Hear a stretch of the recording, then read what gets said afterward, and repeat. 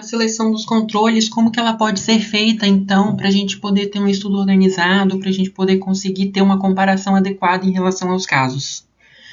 Uma opção é a amostra populacional. Qual que é o problema disso? A amostra populacional seria eu pegar todas as pessoas ou pegar uma amostra, uma quantidade de pessoas aleatórias da população para poder comparar com as pessoas doentes.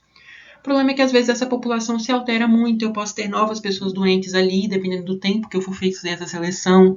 Eu posso ter alterações nessa população com o tempo que podem ser importantes, principalmente que podem diferir do momento que aquelas pessoas que são meus casos contraíram a doença. Uma outra opção é eu pegar a minha coorte e olhar os casos e os controles de determinada doença que aconteceram lá dentro. Afinal, eu já tenho mais um monte de dado disponível da coorte. E aí eu posso ver, opa, esses pacientes estão doentes, esses não estão, vamos fazer um estudo de caso controle aqui com esses pacientes que estão na minha coorte. O problema é que às vezes a gente não vai conseguir encontrar incidência, porque a gente está fazendo um caso controle. E uma outra pergunta que pode ser feita é, se eu já tenho os dados da coorte, a coorte muitas vezes ela é melhor que o caso controle, por que eu não sigo a coorte?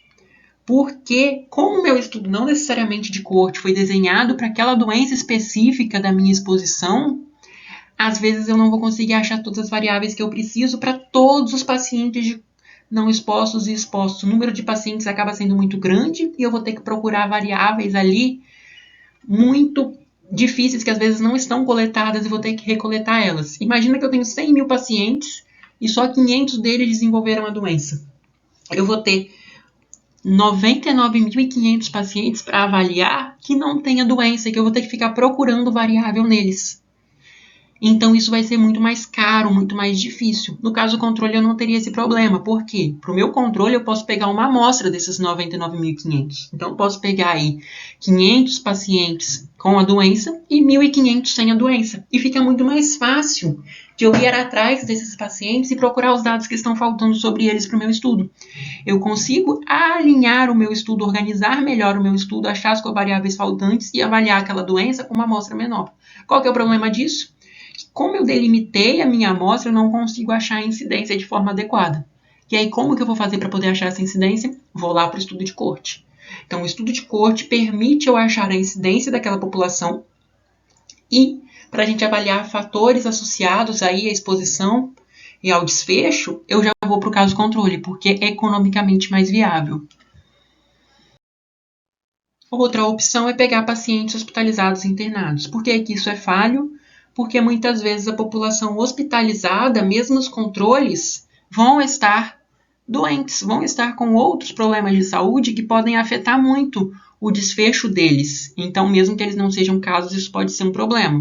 Pode ser feito? Pode. Às vezes traz um resultado útil, traz um estudo interessante, mas é uma amostra extremamente enviesada. Outra opção também é ter múltiplos controles. Como assim?